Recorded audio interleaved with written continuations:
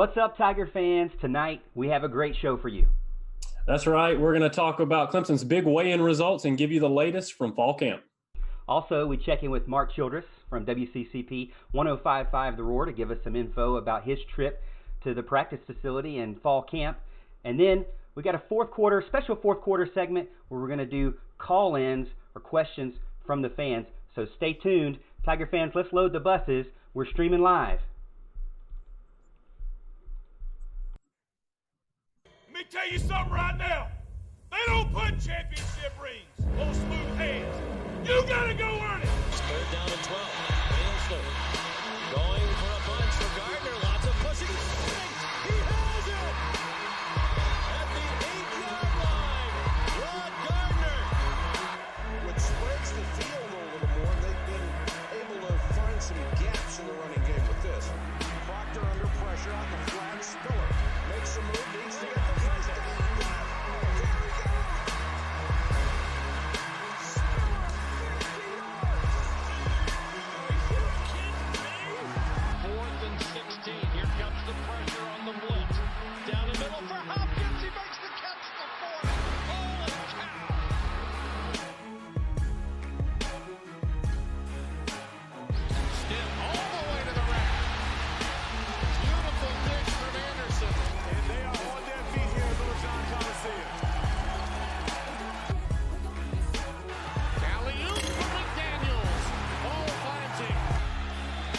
Takes a snap, rolls right, looks into the end zone. Hunter Renfrow caught it! Touchdown!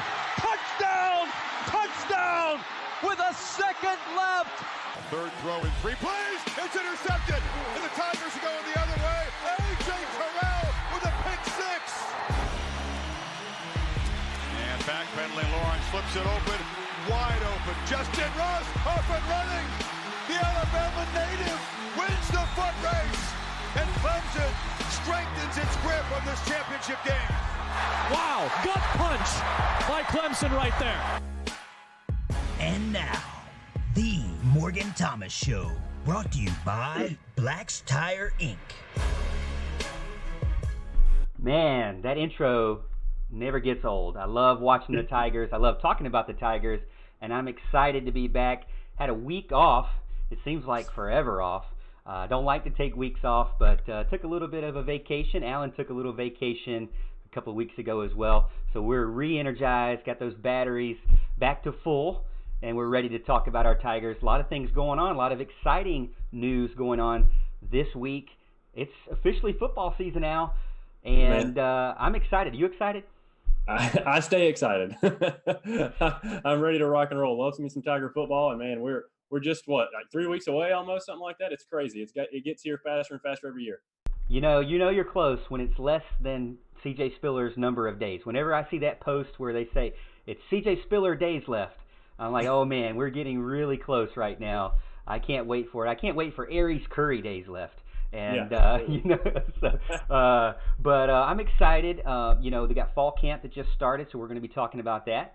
And got some weigh-in results. We're going to be talking about some interesting things we like from that. We've got Mark Childress is going to come on and do kind of a phone call with us later on as a guest. He got to go to watch the practice for the first time in his career, so we're excited to see what he thought about it. And then we're going to take some comments and calls live from the viewers, you guys. So first time that we've really tried to push it for a full segment. We know we wanted to do this going into the season. To get more interaction with you, and we're excited to see if you've got questions, concerns, emotional outbursts, or just anything you want to talk about, put them in the comments right now.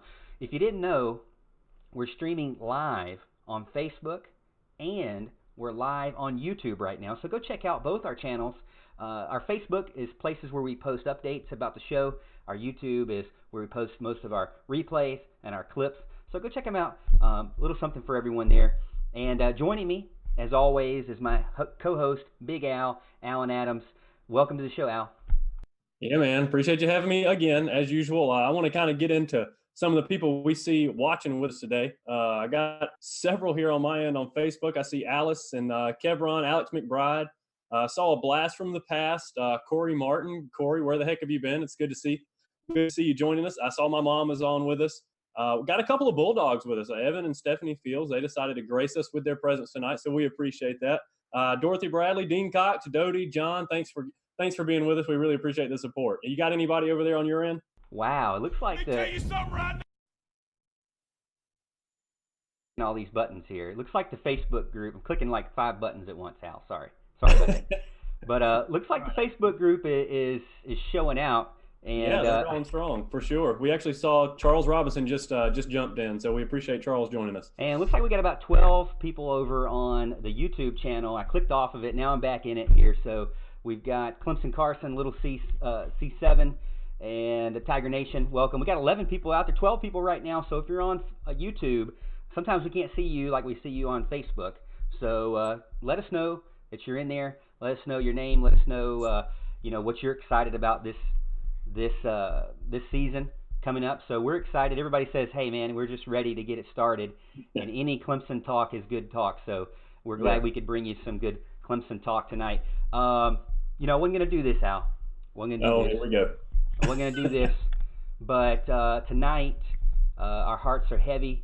A good friend of ours, Chris Carter, passed away earlier this week. He's a friend of ours from elementary school. One of those friendships that you don't see him for 10 years and you pick up right where you left off. But our hearts and prayers and condolences go out to the Carter family, the Hudson family, and anybody, Adams family, Thomas family, everybody that's associated with Chris knows that, man, he could just bring a smile. And that's what we want to do tonight is not think about the bad stuff, not think about the sad stuff, but think about the good times and try to bring you a smile in remembrance of him. And I don't want to do just a show. I don't want to do a show. I'm going to say we're dedicating the entire 2019 show season to Chris because that's how much he meant to us, brother. We know you're watching us. We know you enjoyed our show, and we will see you again, sir. Yeah, that's it's obviously tough. I feel like I'm going to be all over the place tonight for sure. It was news that we were not expecting, of course, and it's really tough.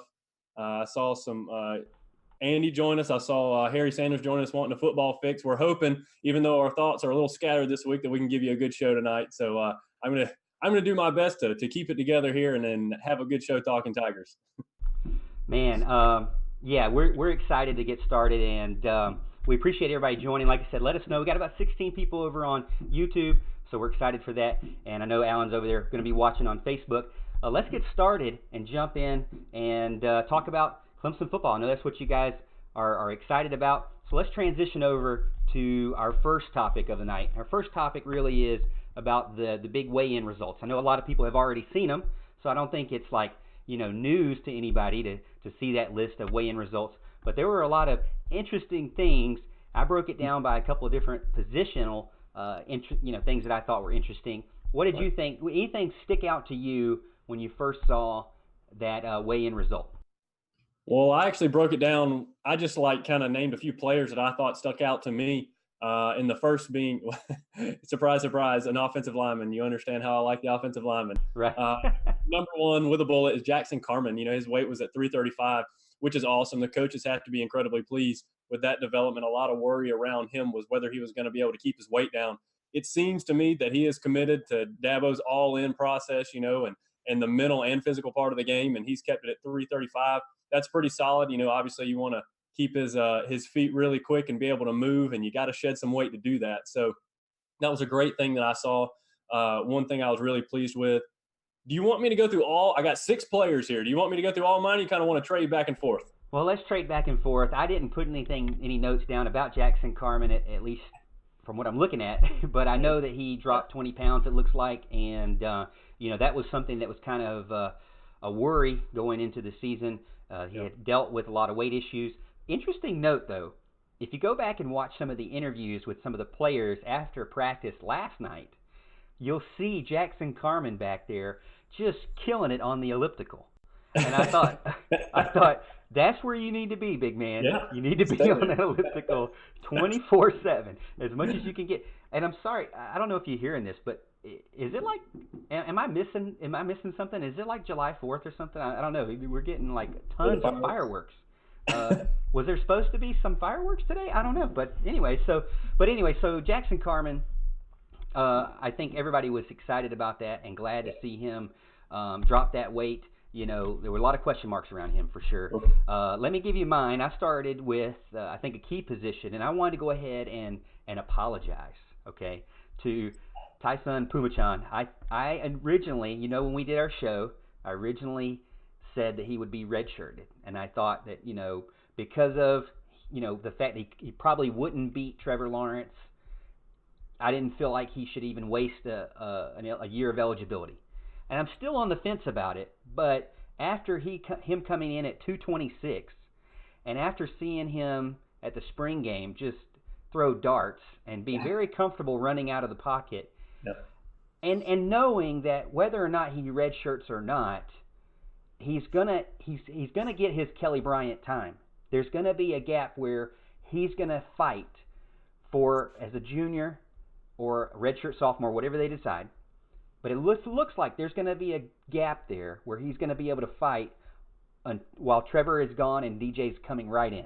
Yeah. And he's going to have his chance. So it's exciting for that. He's going to have his chance. Might not have much of a chance. There's a small window there. No. And before I thought, well, just redshirt him because you give him more time. But there's really no way around it. I mean, he's got a very small window whether you redshirt him or not. Mm-hmm. So I'm starting to lean towards not redshirting Tyson because of how well he did. I think can he beat out Chase Bryce after the fact that the fans love Chase now after he kept him into the game? I don't think he can beat him out starting out, but I feel like he's going to be putting up a fight for sure, especially knowing that he's already 226. So that was thing for me. Yeah, that was huge. I was shocked to see that. That was actually one of mine on my list. That's a lot of weight for that guy. He came in and he looked like he was rail thin. So to be at 226, that's 6 pounds heavier than Trevor Lawrence checked in, I believe. So that's pretty impressive. And the way he can spin the ball, obviously, like you said, I think he's kind of headed to play some this year. Whether it's a lot or not, it's a different story. But I think he'll definitely challenge. As a matter of fact, that's one of the things I want to ask Mark Childress about when he comes on with us later. Mark, I just saw that he checked into the show, so I'm kind of talking about you already. Prepare yourself because I'm going to ask you about the backup QB battle. But the second thing I noticed, the second guy I have on the list anyways, was Jalen Lay. A lot of people wanted to talk about his weight at 273. All right, a lot of people thought that was very bad. That's just heavy for a tight end. As a matter of fact, he's heavy, getting there near offensive tackle weight. He's kind of pushing the line there, but a lot of people at practice seem to think that was good weight. They said he looked pretty good, as long as he can get his blocking assignments down and, be the tight end that we need, the Garrett Williams that we need, and just kind of leak out for a pass every now and then maybe. I think we'll be in good shape, but obviously tight end, like we've talked about before, is a difficult position to learn, especially in the Clemson system. But if he can pick it up just moderately and just not be kind of a detriment to the team when he's out there, I think that's going to be a huge boost for the tight end rotation. Yeah, and I have notes about Jalen Lay as well. When I first saw 273, I thought this is ridiculous because if you look at like some of the big time tight ends, I looked up every single starting tight end for the every Power 5 team. None of them were over 260. Yeah. All right, so that was a concern for me. Most of them were around 250, 255, so 273. But then I saw some pictures. Got some friends that sent us some pictures from practice, and he's definitely not fat by any means. So don't think that just because we're saying his weight was high means that he was like overweight and obese or anything. It's definitely not that case. And Dabo Swinney said this. He's not bad. He continues to get a little bit stronger. He's not going to ever be a skinny guy. He's a big, long athlete that's pretty muscled up for his age, but still young, still maturing into what he's going to be, but he's going to be a big man. And so I think that kind of says what you're looking for right there, is that don't ever expect him to kind of fit this cookie cutter mold. I even looked at like pros. Like if you look at Tony Gonzalez, for example, 6'5", 247 when he was at his prime. So not 6'6", though. And some people are saying he's closer to 6'7", Jalen Lay. So it's kind of hard to say. Everybody's unique and perfectly created, right? So, uniquely created. Dwayne Allen, I thought, was kind of chunky guy, right, for a tight end. I thought he's kind of a beefy dude. He's not 6'6", 6'7". He is 6'4", and he's 260. So, shorter and, 260 kind of makes you look kind of like the stocky weight, So do I think it's a bad thing? I don't think it's a bad thing. he's definitely going to be relied on to block most anyways. Tight end is one of those things where, because you have to learn how to run routes and have to learn how to block correctly, it's a very difficult position to just jump in there. J.C. Chalk seems to be very encouraged from some of the interviews I've seen from him about getting his chance now. Said he really didn't take his nutrition seriously last year, and so he's doing that now and feels more confident. Says the whole room feels confident, but as a lot of the coaches have been saying, not a lot of experience behind all that talent. Yeah, no doubt about it. As a matter of fact, when we were talking about, kind of what people seem to think is kind of a thin core, I'm going to go next to the linebacking core and talk about Chad Smith. He actually dropped about 8 pounds from last year at 233. A lot of people were kind of concerned about this. They were concerned, our linebackers last year were heavier than that, mid 240s to mid 250s, I think. So people were complaining, thinking they were too small. Well, if I remember, the past several years, our linebackers have been pretty heavy, but they haven't been able to cover the pass very well. They kind of worry me in the secondary. Trey Lamar obviously showed that he wasn't the quickest in the world. Had a real bad 40 time in the NFL Combine. I always gave Ben Boulware a hard time for not being able to cover the pass. So hopefully Chad Smith dropping a few pounds is going to kind of help his quickness and be able to cover those passes a little bit better and still be stout enough to cover the run, of course. Yeah, I'm looking forward to it, and I have a lot down here with the linebackers as well. Nick just texted me and said we're a little bit muffled on his end, so I'm gonna keep working on the audio to make sure that you can hear us. Let us know in the comments if the audio is okay. I know we had a little bit muffled last time around, and we haven't changed the mic, so I don't really know what's going on with that. But I appreciate the feedback, Nick. But I had down the linebackers. If you look on our Facebook page, I recently mentioned some things about how the linebackers all kind of gravitated towards like 235, that and 230 range. That's where they really wanted to be, and a lot of them had to cut weight to do that. Skalski said that he had to adjust his nutrition. Chad Smith said he had to adjust his nutrition. So there was a lot of guys that kind of tried to get around that weight, and a lot of words that I was hearing was quickness. Wanted to do it not to get faster, not to just lose weight, but to get quicker to the ball, quicker to the position that they need to be, quicker to where the ball's going to be. And, a lot of them said it was because of that nutrition. If you look at it, Reagan Upshaw, 238, Jake Venables, 235, Bentley, 235, Skalski, 234, Spector, 233, Smith, 233, Isaiah Simmons, 231, even some of the new guys, Patterson, McGuire, 229. So all around that 230 range, not that typical 240 range that we've seen last year from these same guys. So a lot of them have trimmed up, and I think in a good way. And so I'm excited for that. Really, we're hearing a lot of good stuff from Vonta or Levanta, whatever you want to say. I think it's Vonta now, Vontae Bentley, but he's 235, and I know he's kind of in that mix between trying to find where he's going to be, and with Brent Venables, we all know Mike linebacker is just not going to be something you start as a freshman. It's just not happening. Right. So Skalski is ready, but he better be prepared for close to 900 snaps this year. We just pray that he doesn't get hurt for sure. But there's a lot of guys fighting for that Mike linebacker position, but a lot of word coming out from camp that Bentley is already there physically. Now, again, like Lay, mentally there, it's going to take some time for sure. And that's why Brent Venables said when they asked him, anybody you see stick out to you?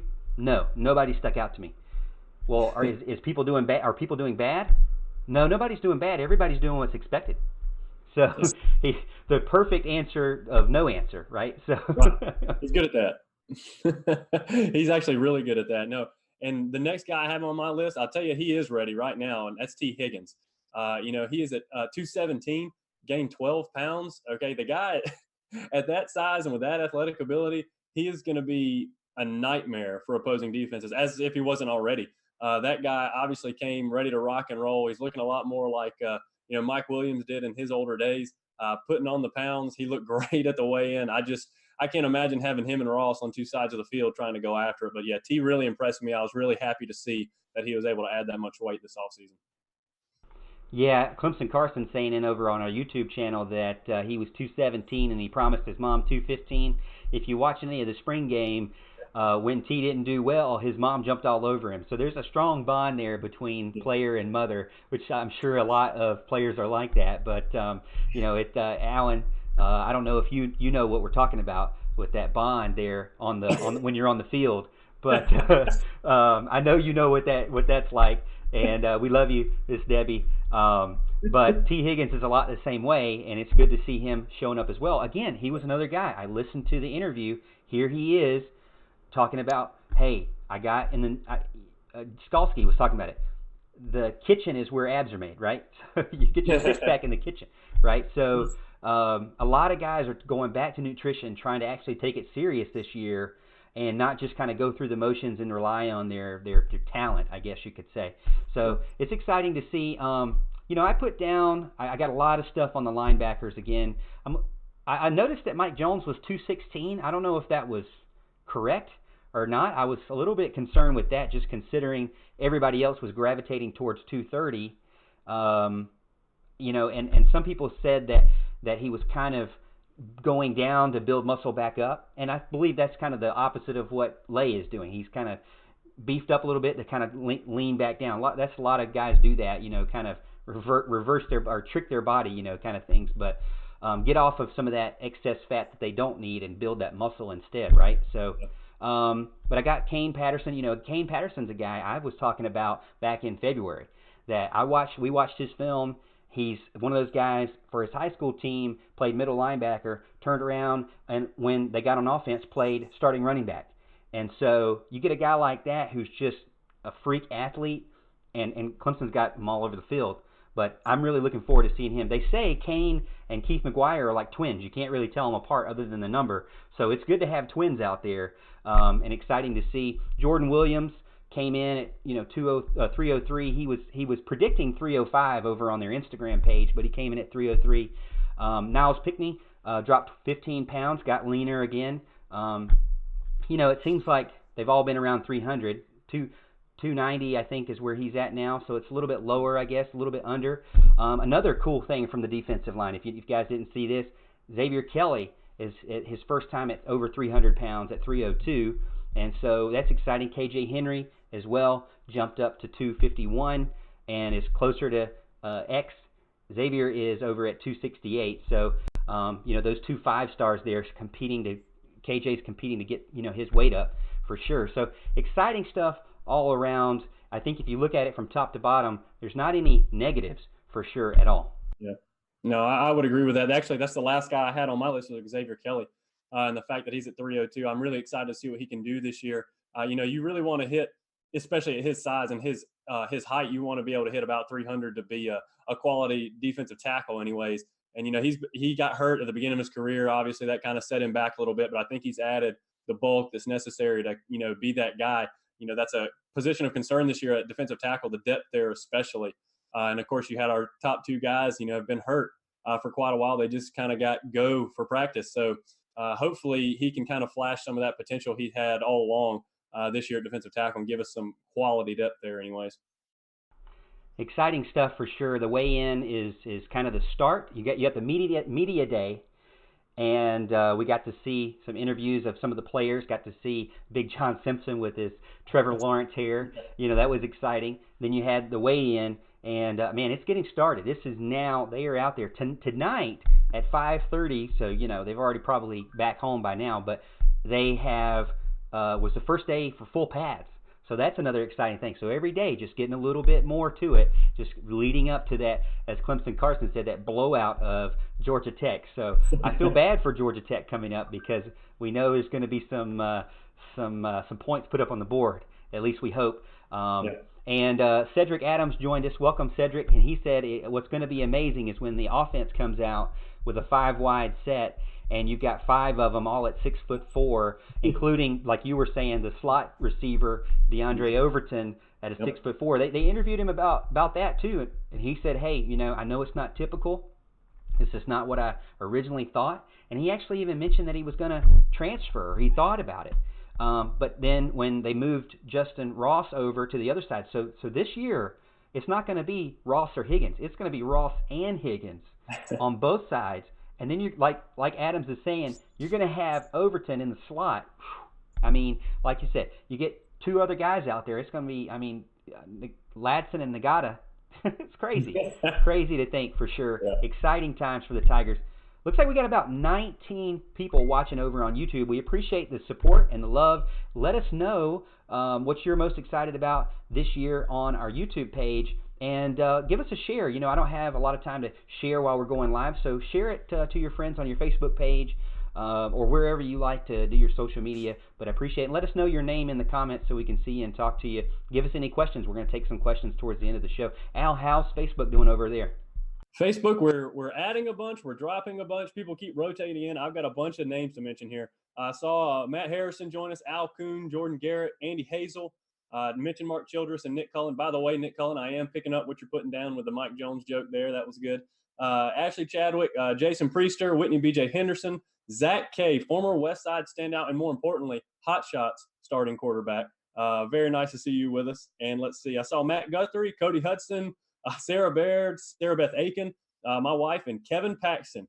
Kevin Paxton, the Gamecock that I was talking about a couple of weeks ago. We spoke to him about the show not too long ago at work, so he's loving it. He's going to be a Tiger before too long. I'll have him wear an orange. Just give me some time. Well, I appreciate the support from everybody over there on Facebook and all those high school guys. I appreciate it. Zach Kay could tell us a little bit about what it's like to be a quarterback. I think he could throw a football over mountains. No doubt about it. I've caught him, and it doesn't feel very good. Yeah, he if you don't know Zach Kay, if you're friends with Zach Kay, go check out his son. That dude is going to be the next Major League Soccer player, professional for sure. Even right now, I think he could get drafted right now. Nick, let me know. Jason is letting me know about the mic as well. I think I just adjusted a setting for my mic, so let me know. I got this new crazy computer going on, so I don't know what I'm doing. I'm just figuring it out. But so I hope it sounds better for you. I switched the default to the mic that I'm using, so we'll see how that does. But anyway, so we appreciate everybody jumping in, and let's get over to our second topic of the night, and that kind of dives a little bit further into a lot of stuff we've already talked about. This show is going to be all about the fall camp, and we're going to get started and focus on fall camp, continuing some big camp notes, I guess you could say. And really, for me, Al, it goes back to the linebackers again. The more I look at the what I was worried about the most this year, let me know if you were worried about it. I know a lot of people were kind of split between defensive line or linebacker. So let me know what you think. But I would say my biggest concern was always linebacker. And I think Brent Venables, from what he said, and he doesn't say a lot, he's very close to the chest about everything. Yeah. But we know Chad Smith's going to be the will linebacker. We know James Skalski's going to be the middle linebacker. Mm-hmm. And if you listen to him at all in the interviews, you're okay with that. I mean, he's ready. I believe it. And then you're going to have obviously Isaiah Simmons, one of the most snaps on the entire team last year. So he's ready and there. He's not going to come off the field. Skalski's not going to come off the field. One good thing is I think that Chad Smith originally back last year had spelled some for the middle linebacker in certain situations and in practice. So Chad has even said, hey, I can move from Will to Mike if they need me, but Venables definitely needs me at Will right now. So I would feel like that's kind of what is what's expected for Chad Smith for sure. Mm-hmm. Underneath Chad Smith, you have Balen Spector. I really haven't heard a lot from him. I haven't seen any interviews from him, so I don't know much about it other than what Chad Smith says. And Chad says he has a lot of confidence in him behind there. And then you've got the new guys, Bentley, McGuire, Patterson, all kind of competing for that. Under the Mike linebacker, this is kind of a mystery. You've got James Skalski, maybe Jake Venables, maybe. He's obviously got the size. He's 235. Kane Patterson's name's been out there for that. Mike Jones Jr. too. But I just don't see a true freshman going into the Mike linebacker position. I just don't see it, not for Venables at all. So I'm feeling like Skalski's going to get majority of the snaps for sure. And then Isaiah Simmons over in the Sam, majority of the snaps, like I said. Mike Jones for sure. But Venables feels like he's got about 5 guys that he's very confident in. But that's not a lot of guys. That's true. I got to be honest. I wasn't as concerned about the linebackers as everybody else was. Obviously, we lost a lot there, so it's a pretty good reason to be concerned about it. But it's Venables and linebackers. He seems to work his magic every year, and I have no reason to believe this year will be any different. I think that Skalski will be great there in the middle. I have faith. I have more faith than a lot of people in Chad Smith. I really loved him in the recruiting process. Clemson got in on him early when he was a 3-star. I'm pretty sure he was a borderline 5-star. I'm not sure if he ever pushed past that threshold or not. But I think it's finally time for him to show out. And of course, you have Simmons on the other side, who can play. NFL written all over him. So I'm not as concerned about the linebackers. I think my biggest question coming in was the defensive tackles. And being able to stop the run, because we've been so good at that the past several years. I think it all starts there. I think defense starts with stopping the run. And so obviously Pinckney and Williams have been out, all summer, all spring and summer, and they were cleared for contact. So I think everybody kind of breathed a sigh of relief. These guys are back, 100%. And then you get into practice and you hear some of the comments. Maybe they're not 100%. Maybe they're just back for full contact, but not necessarily 100%. I think Pinckney especially kind of mentioned that he wasn't 100% yet. And Jordan Williams just wasn't really sure. He said, we'll really know when we get the pads on and find out. So hopefully we get some good news in that regard. But that was kind of my main concern, was defensive tackle. A couple other things I kind of picked up on. One, of course, was on a lot of people's minds that Xavier Thomas at one point ran out on the field with the third-string defensive ends. I don't know if you heard about this, but it was a hot topic for a while. I'm here to say, don't read anything into that. He is not a third-team defensive end. Coaches send messages, and this is just one of the ways they do that. I'm not sure what he was in the doghouse for, but it was obviously something. So Sweeney sending a message, throwing him out there with a third team. He's not a third-teamer. Expect him to play early and often. Did you have any thoughts about Xavier Thomas? Yeah, I didn't think anything of that as well. It's much like the summer depth chart. Everybody was freaking out about the depth chart, and I'm thinking, guys, this is the summer depth chart. Even Ellis Tolbert, who is a guest that comes on our show sometimes, even said, hey, this is the summer depth chart. They only do 2 deep. They don't put everything on there. People were freaking out. Where's Jake Venables? Oh my goodness, what? Chad Smith and the Mike linebacker, and all this, and Amari Rogers is on the list, and he's injured. What's going on? So to me, I think just hold the horses, right? That's right. Dabo Sweeney said he hasn't seen enough. I mean, you think about it. This is probably 5 days now, 6 days that he's really seen these guys, and this is the first day of full pads.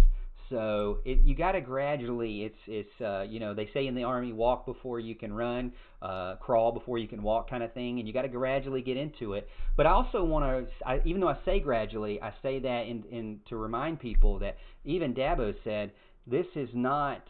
Even though this is the start of the season for you and me and for the fans that are watching, it's not the start of the season for this team. The start of the season is in January. Right after that game was over with, they immediately started the season and got to work. And have been doing a lot of transformational stuff on their bodies and on their minds, getting ready for the season. And so now it's just putting that practice in there. They've already practiced, in spring, but it's game time for sure. They've got everybody in, even the late enrollees, all there, and getting a lot of good feedback from everybody. Not any negative, but I don't expect any negative. It's kind of what they say, coach speak, right? You don't expect any negative to start out for sure. Jordan Williams, Niles Pinckney. They seem to be very confident. Jason Priester had mentioned that he's worried most about the defensive tackle depth, and I know a lot of fans are that way for sure. But I agree. Clemson Carson was saying defensive end's not a problem. Thomas, Foster, Henry, Rudolph, Maskell. Hey, Carson, don't forget they just moved Greg Williams over there, who they say is like, how Kane and Keith are like twins on the field? Him and Justin Foster are like twins. And, David Hood from TigerNet, I saw a post on there where he said, hey, I don't see any reason why he was ever a linebacker, because when he came in, you could tell he was bigger and had a bigger stature than Trey Lamar. So you kind of knew that was where he was eventually going. So defensive end, definitely not worried. Jason says not worried either. So defensive end for sure. Defensive tackle, though, and Jason has posted this in some of his write-ups, is that you get an injury, you get an injury, then a true freshman is playing. Yeah. And I'm talking like really playing. And while Tyler Davis looks good, he is still a true freshman, and he's not like it's not like a superstar Justin Ross true freshman, not like a Dexter Lawrence true freshman. These guys are, kind of the 4-star guys that still have to prove themselves, guys. I think they can. They're just definitely not like elite guys sitting back there on the defensive line is what I'm talking about. Yeah, no doubt about it, man. We're having people jump in all over the place over here. I saw Trey joined us. David joined us. Trey Carter is in with us, by the way, Morgan.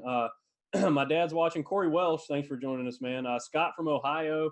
Russell, my sister April just joined us. So, man, we got all kind of people flooding in over here on Facebook. We're holding at about 26 right now, which is great numbers for Facebook. One of the things I saw, Drew Sanders, one of my old baseball guys, just jumped in. So that's awesome to see you, Drew. Thanks for joining us. One of the things that I kind of thought jumped out about camp was Andrew Booth. Everybody knows Andrew Booth, okay? He's a shiny 5-star toy we now have as our defensive back, okay? He's a corner. He's a little taller corner, which kind of Clemson has fallen in love with in the past few years. He just has absolute elite measurables, okay? This kid is quick. He's fast. He's physical. He can do it all. And a lot of people are wondering, is he going to play early? Well, the only problem is you've got Derion Kendrick and A.J. Terrell also vying for those spots. And, of course, we got Sheridan Jones and how good he looked as well. So there's going to be some fighting to be had for these positions for sure. But he's kind of one that's been talked about at camp is this guy's going to be ready to contribute sooner rather than later. Yeah, I'm glad that you brought up the defensive backs because Dabo has mentioned by name Lee Anthony Williams, Mario Goodrich, saying that those guys have taken leaps and bounds.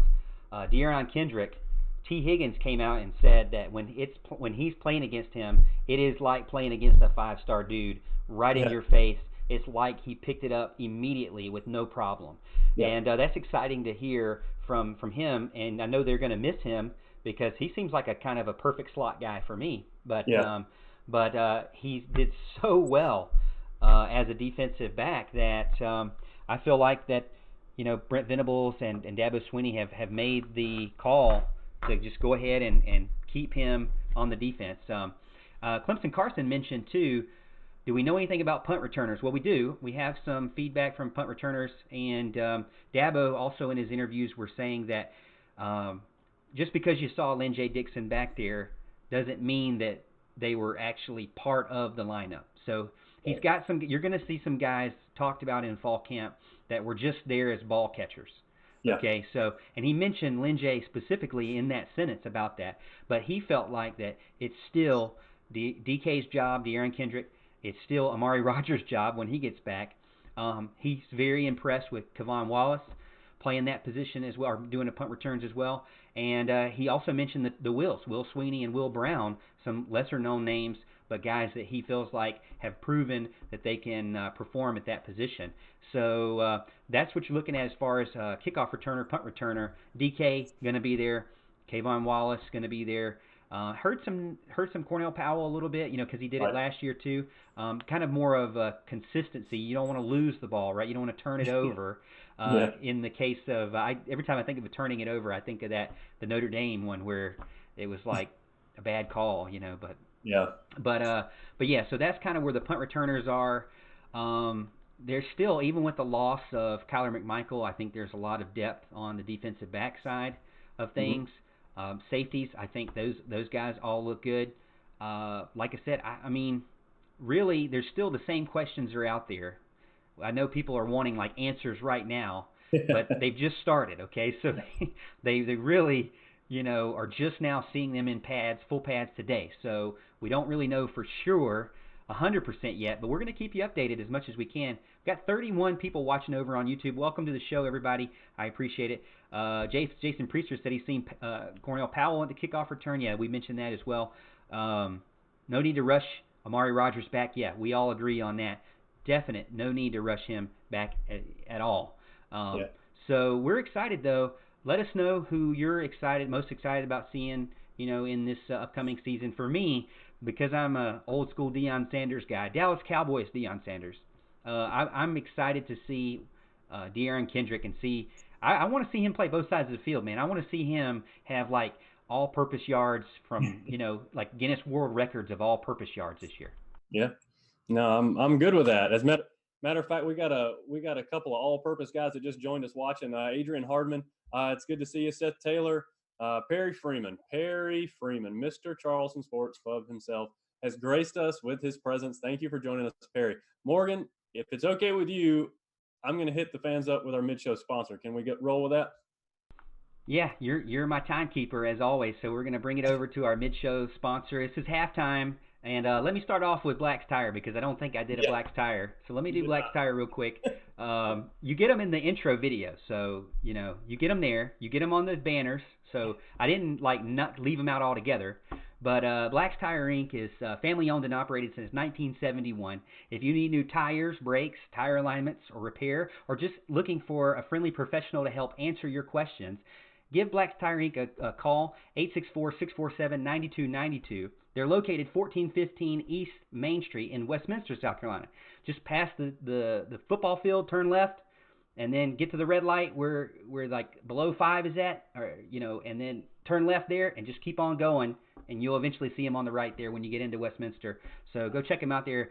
Good guys, been around since 1971, so they'll do you right for sure. I've used them, and I trust them. Alan, tell us about our other sponsor.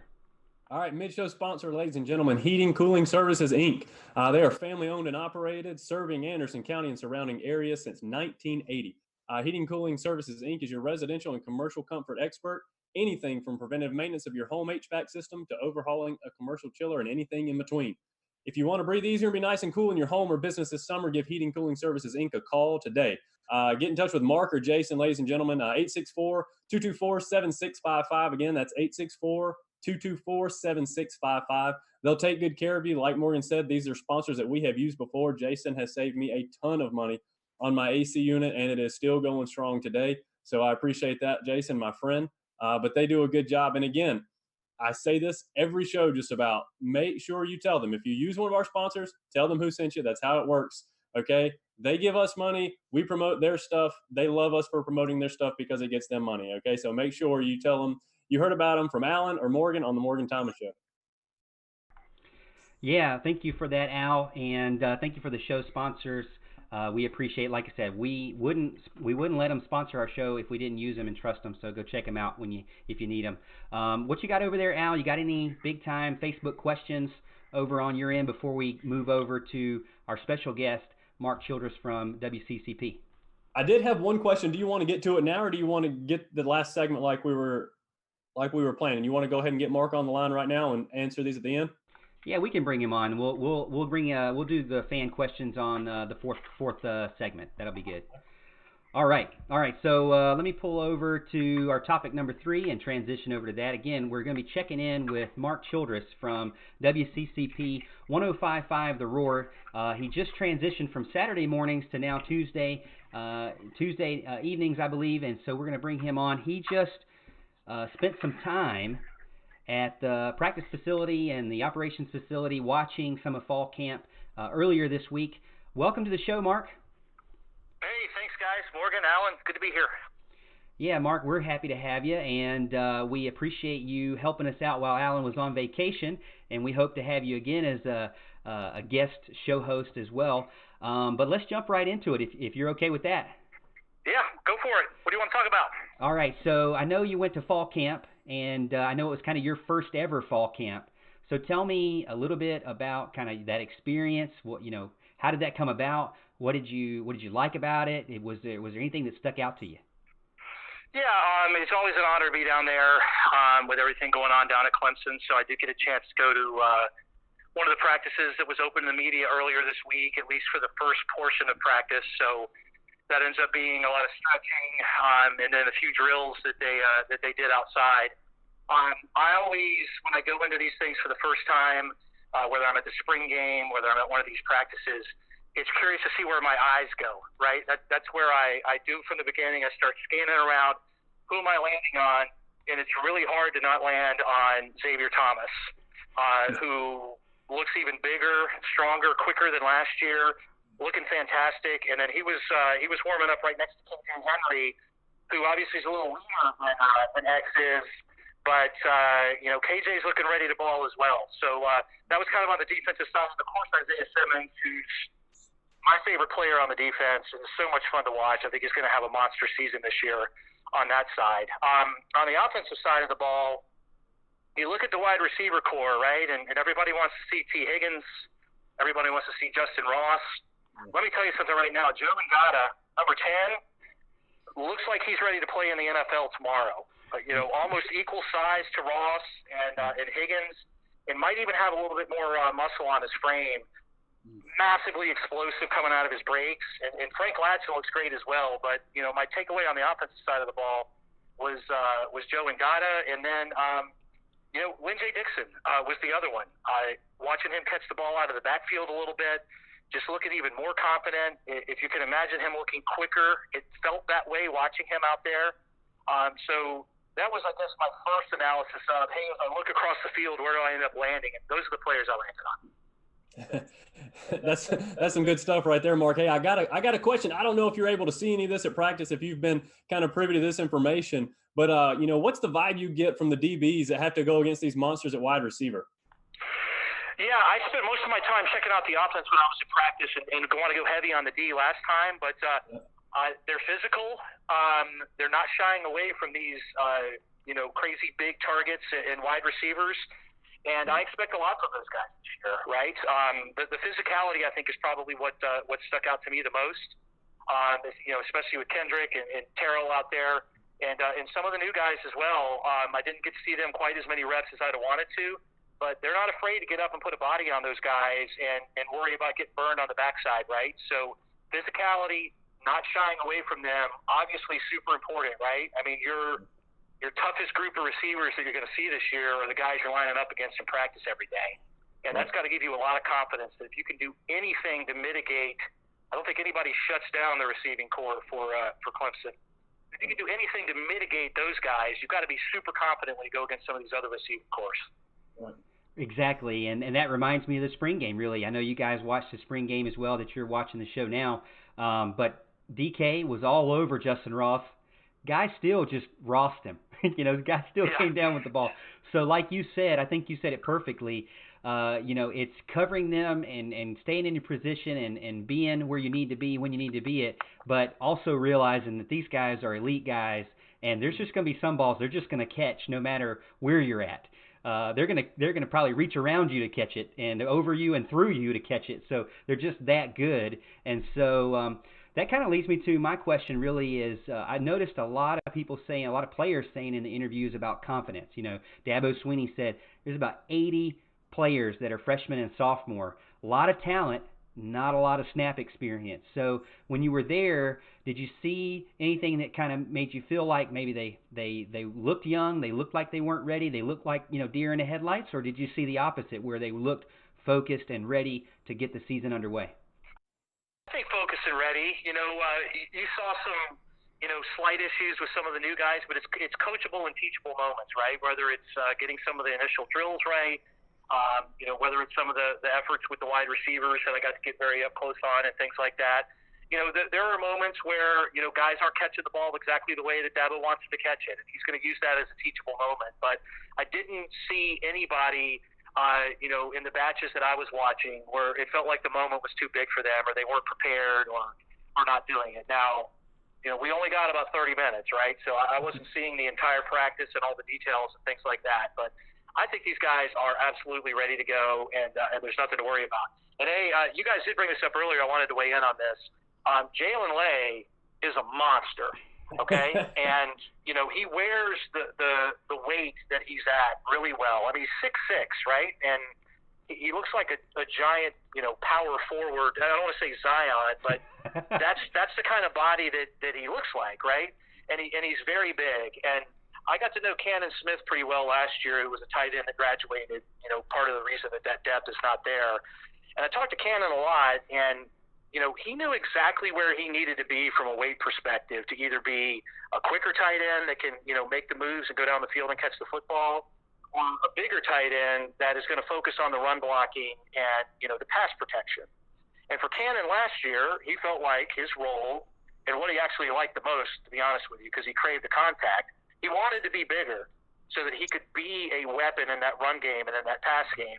And as you're going back and watching some of these Clemson games from last year, kind of one of the unsung heroes, Cannon Smith, you'd be surprised how many times he was blowing open some blocks, especially down near the goal line at times, to break people for touchdowns. So I don't think this team needs a tight end that's going to catch the football 5-6 times a game. I'm not saying Jalen Lay or J.C. Chalk or one of those guys isn't going to catch it that much, but I see him at that size as a potential extension of that offensive line And that's got to make, Travis Etienne, Lynn J. Dixon, Trevor Lawrence even more excited. So I've seen a lot of people banging on him for his weight. I don't feel like that at all for what the Tigers need this season, to be honest. Good. That's great to hear. I don't know if you heard me earlier, but I was telling you, kind of giving you a little softball, what I was going to ask you later. Everybody wants to talk about Trevor Lawrence and, all that he is and, how great he's going to be this year. I want to get your thoughts on the backup QB battle. Yeah, got to see all three of those guys. First of all, I know Trevor's been eating the peanut butter and jelly sandwiches. He looks the part. He's bigger and thicker for sure. I felt that way from looking at him. I got to see, both of the backup quarterbacks throwing the ball a little bit. And Pumachan, he looks really good. A lot of the drills I got to see were the quarterback's rolling out and throwing on the run. Not the easiest thing in the world to do. And he wasn't missing any of those throws, right? He was doing what he needs to do and making it happen. And I thought that he was very, very impressive from that perspective. But I just, Chase Bryce is the veteran presence. When he came in and gave them last year in that Syracuse game, I don't want to talk talent between the two guys because they don't look the same. I don't even feel like they throw the football the same. So it's not super easy to compare them, but just a lot of the intangibles that Chase brings to the table, you have to feel like he's the clubhouse leader for that number 2 QB spot. But I'm telling you, Pumachan can throw the football and was doing all the things right that we needed to see in the practice, and he's definitely going to be pushing them. When you think about that QB room and how deep that is, I think you got 3 quarterbacks in that QB room right now. Ben Batson in there as well, but I think you got 3 QBs that could win Clemson some football games if needed this year. Now, obviously, you hope Trevor's healthy all year and they're not needed necessarily, but it's good to have that veteran back up with Chase Bryce and the explosiveness of Tyson behind him. Yeah, that's exciting. Hey, Mark, we appreciate you coming on the show. I know there's been some changes with your schedule on WCCP, and I want you to let our viewers know kind of what's going on starting the football season out, and let us know where we can watch you and keep up with you. Yeah, so first things first, it's the college football kickoff show for WCCP tomorrow night from 5 to 8. That's really the biggest event of the year that CCP does, and that's at Twin Peaks over on Woodruff Road. So if you guys can make it out there between 5 and 8, it's a great event that you want to be a part of. If you can't make it out there in person, you definitely want to listen. We'll be having a lot of fun doing that. Starting next Tuesday night, August the 13th, I will be live every Tuesday during the football season. The Mark Childress Show will move from Saturdays to Tuesday nights from 7 to 9. So I'm excited about that this year. And when I look down the calendar, right, and you're looking into October, Tuesday night's a big night for college football because that's when the college football playoff rankings come out.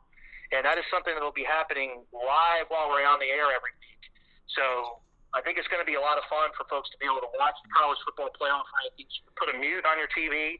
You can listen to me and John Hyde on the radio talking about it, and you can instantly react on the Roar as well, which I think will be really cool. So I'm super excited about that. You'll see me on the Tiger Tailgate Show, or hear me at least, during the football season this year as well, and then you'll see me on WSPA Channel 7 on a lot of Saturday nights during the football season, helping Pete Yannity and Todd Summers out up there. So I'll be a busy man, dude.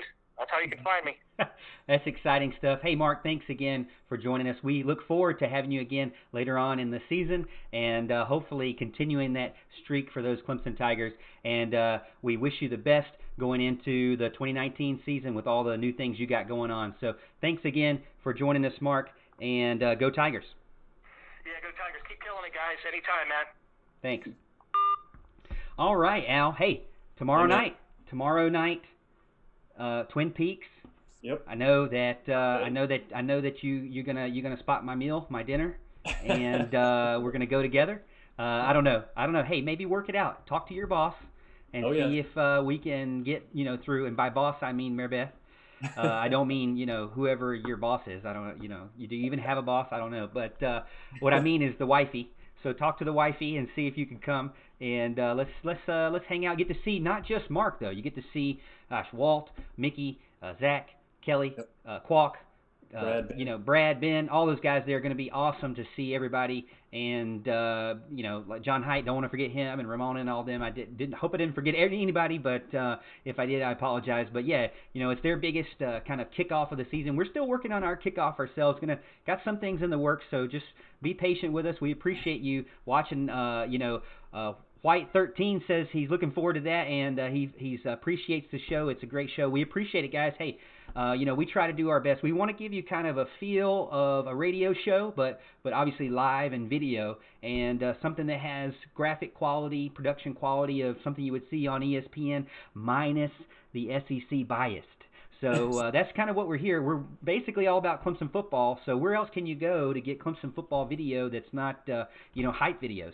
I don't know, but and we care about you, so we want to know what your thoughts and opinions are. Let us know in the comments if you have any questions. Alan, we're getting kind of close to that mark. I'm going to move over to our topic number 4, and I'm not going to pull out. I'm sorry, guys. I'm not going to pull out the telephone number because I don't know how long this is going to last. But I have a couple questions over here. Let's look at some questions in YouTube, Alan. Since you already got some dialed up. While you're kind of going over some question and answer from Facebook, I'm going to look over on YouTube. Right now, what we're going to do to kind of finish up the show is talk about any questions or concerns or anything that you have going on in the comments. So we're going to do a call in, but it's going to take a lot of time to do that, and I just got Google Voice, so it's very, very ancient. But we'll work through it, guys. We'll work through it, and so put your questions in. Let us know what your biggest concern is, what your thing you're looking forward to is, or any kind of questions you have for us. Al, take us away and start us off. Well, I wanted to say, hey, to Andy Chapman and my assistant Tyler Johnson. Josh Spencer, by the way, is digging your digital backgrounds. He's loving the green screen stuff. And Sherry Cranford joining us. So we have a lot of people in here with us. But a couple of the questions I saw that we can obviously hit on this really quick. One guy wanted to know how good the defense is going to be this year. Obviously, a very generic question. So I think the defense is going to be just fine this year. Are we going to be what we were last year? No, obviously not. I don't think that's the case. I think our cornerbacks and safeties will be much improved, which is hard to say. They were pretty good last year. But I think they're going to be really good this year, which is probably a good thing. They're going to have to cover a little bit longer with our defensive tackles and defensive ends the way they are this year. A little bit of depth there, obviously a little lift power when you lose your entire defensive line. But I think the overall defense is going to be pretty good. Do you have any thoughts on that? Yeah, I agree. I'm not really too worried about the defense. I think James Skalski said it best. You got a lot of guys that you don't know their name, but you're going to get to know their name. Right. And by October, you're going to know their name very well. Dabo Swinney has already said that Skalski is an all-conference player in his mind. To be honest, I look at film on Chad Smith, and I love every bit of it. Chad Smith was like 1 point away on Rivals from getting his 5-star. So he was very close to getting his 5-star. And these guys have been there for quite some time. They understand the playbook. You've got Isaiah Simmons understands the playbook, up and down. He had second to most snaps under A.J. Terrell last year. Obviously, secondary I see no problem with. You've got a ton of guys back there in safety. Guys like Nolan Turner showed up out of nowhere last year and did great. And then you've got cornerback that even with the loss of McMichael, you still got, adding DK in there, a straight-up starter. I don't see any problem there. Defensive end, like Clemson Carson said, no problem defensive end, really. I mean, you've got 5-star guy there, KJ Henry ready. Mark Childress said he liked the way he looked. Obviously, XT looks great. And he does have to learn how to I know Todd Bates mentioned he's got to learn kind of how to get instead of just blitzing in, right? Instead of just going free, instead of just going around the outside, he's got to learn how to stuff some things, learn how to kind of like take up blocks instead of getting around blocks. Sometimes it's better to just take up a guy and let other people around you work than it is to try to get around people. I felt like that was some of the issue when you had back in the day with like Sapp, would try to just always go around, always just trying to go around, and then you would get where if you had a quarterback that was smart enough, would step up, and then it would just destroy that outside move. So I think it's good to kind of be more versatile than just going around. Hey, obviously we'd love to see those knockout sacks that he did on Dungy, but he needs to obviously add his skill set, add to his skill set. I'm concerned. I don't know, man. I am concerned about not concerned, but I want to see what the defensive line is going to do. You can't, like you checked me last time we were on the show. It's not going to be apples to apples when you lose 3 first-rounders and, I mean, it's just not going to be. There's no way it can be apples to apples. So, but remember, like, Bryant wasn't a big 5-star guy. I don't believe Farrell was a big 5-star guy either. So it depends on, where you're looking. But these guys kind of had to develop into it. And this is kind of their first time on the big stage. I know Niles got some chances against Alabama, but Alabama wasn't our most difficult game, so it was kind of an easy game for us. On YouTube, we've got who gets the cornerback job this year next to AJ. R. White said that. I mean, all signs are pointing to DK for me. He put DK or Booth. I could see Booth going, but Venables has already said, hey, Sheridan Jones is fighting. And Sheridan Jones has a leg up because he came in January. He was able to graduate high school early and was able to get in on the spring game. And we know he had a great spring game. You don't have a great spring game by accident, and especially on a national championship team. Yep. No, I agree with you there for sure. Everything you said there, I agree with 100%. As a matter of fact, I got one interesting question I wanted to ask, and if it's all right with you, obviously we're at 9:33. I think it's very fitting that we have our last question be from Trey Carter. Again, our thoughts and prayers with him tonight and his whole family. He asks, who is your favorite backup linebacker? Okay. I thought it was an interesting question. My answer right now is Mike Jones. I really am interested to see what Mike Jones can bring. I think he can fill kind of the Dorian O'Daniel role for Clemson. If he can get his mind right, for sure. Morgan mentioned that he was kind of worried about his weight, maybe a little bit. I think he said he was at 219 or something like that. It's light. Yeah, he's a little bit lighter. I agree with Jason Priester, who kind of mentioned in the comments earlier, he doesn't need to be much bigger than that at that Sam role. I mean, obviously it's a role who, does a lot of blitzing, does a lot of pass coverage and that kind of thing. I don't think he necessarily needs to be in the 235 range. Can he be? Sure, but I think he needs to be kind of 225, maybe maxing out at 230, that kind of thing. Isaiah Simmons, I think, is like 235, but he's a really tall kid. Mike Jones isn't as tall as he is. I think he's kind of fine where he is. If he just adds, maybe somewhere between 5 and 10 pounds over his career, I think he'll be set. But I'm going with Mike Jones. Who do you got?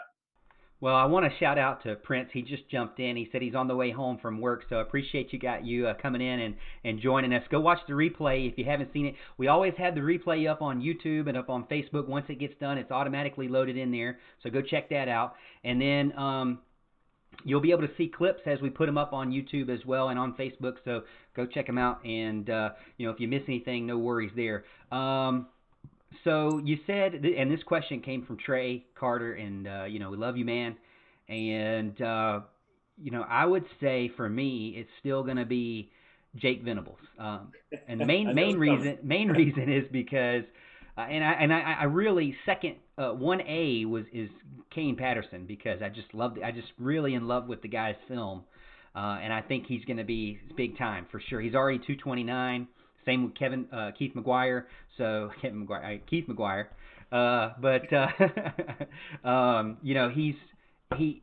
He's got that build ready. I mean, these guys are coming in like 17, 18 years old ready as far as size goes. Maybe not so much as far as the playbook goes, and we know linebacker is tough.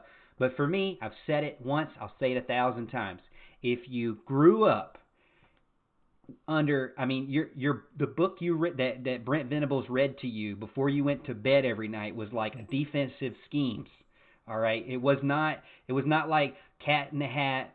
It wasn't any Dr. Seuss. It wasn't any Goodnight Moon. It was how to blitz, and how to do a cover 2, cover 3 blitz, everything. It was everything as far as that goes. So since he had a pacifier in his mouth, he's learned about defense. And Brent Venables, he should know. It should be his time. He's got the size, 235. I was like confused why his name wasn't on the summer depth chart, but like I said, don't worry about the summer depth chart. But they say he's still trying to find his spot, and Brent Venables just does not like, even for his son, does not like to just give anybody a Mike linebacker position, because that's his general. Yeah, that's his play caller on defense. And the reason why it's so important is it's not like Madden. I know when you think about Madden football, we love to play Madden, right? You pick the play, maybe you see the lineup, you pick the play, you see the formation, and you pick your defensive play, and then you line up and you do your adjustments, and they hike the ball. Well, it's not that way in real life, as you guys probably know.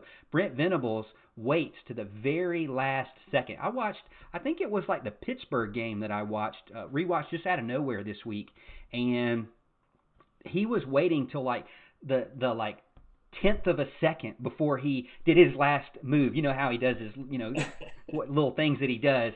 But, Yeah. I mean, as a middle linebacker, you got to be able to see that call and relay it within fractions of seconds. You know what I mean? You got to be able to know, okay, that's what that means based on this formation. I need to tell the guys in front of me, this is what to look out for. I need to pat them on the butt and move them over to the left. I need to pat them on the butt and move them over to the right. I need to tell Isaiah, hey, this is what you need to look out for. Like you said, that Sam position is somebody that's got to be on that strong side and be careful with the tight end, be careful with the fullback, be careful with the running back. So got to be somebody that's got a head on a swivel. Same thing with the middle linebacker. And I'm just watching myself as a replay doing my hand movements. It's distracting me. I'm sorry, guys. But middle linebacker is a big deal. And but I'm looking forward to Jake Venables for sure. If you grew up with the name Venables, you got to know what you're doing at least a little bit, right?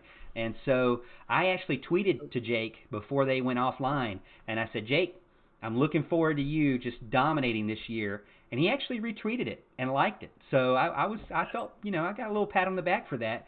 A little social media pat on the back.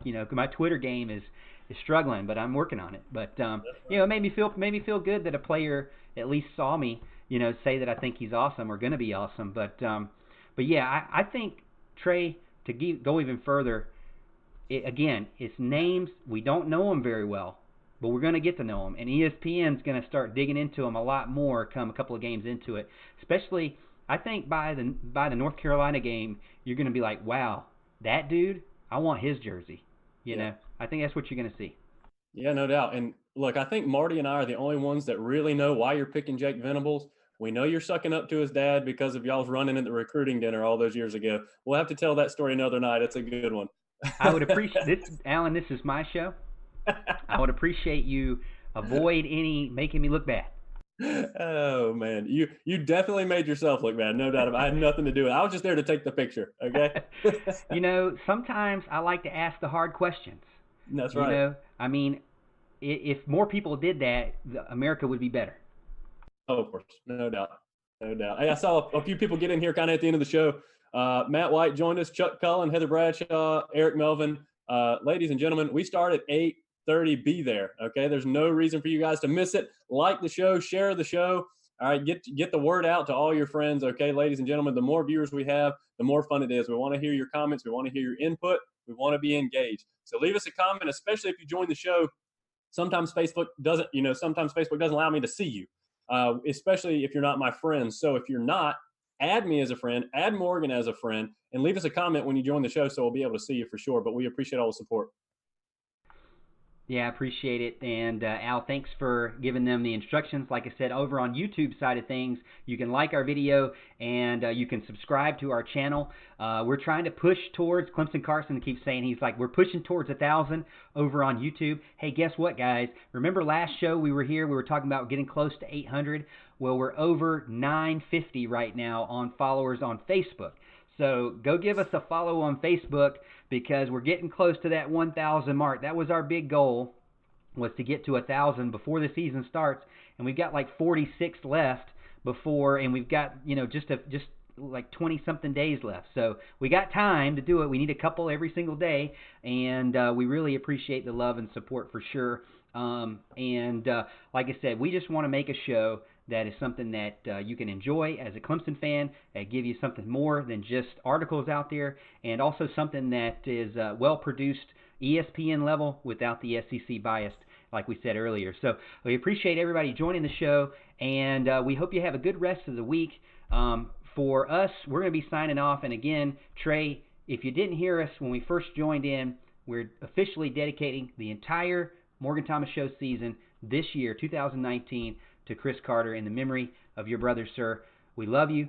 Our thoughts and prayers are to the Carter family, the Hudson family, Adams, Thomas, Alexander. We all love you, and we support you. and we'll be there for you. Just let us know. But Tiger fans, again, this is it. We're signing off. Al, you got anything before we go? I got nothing left, my friend. Well, I appreciate it, everybody. Again, give us a like and share and a subscribe over on YouTube, and we'll see you at the top of the hill.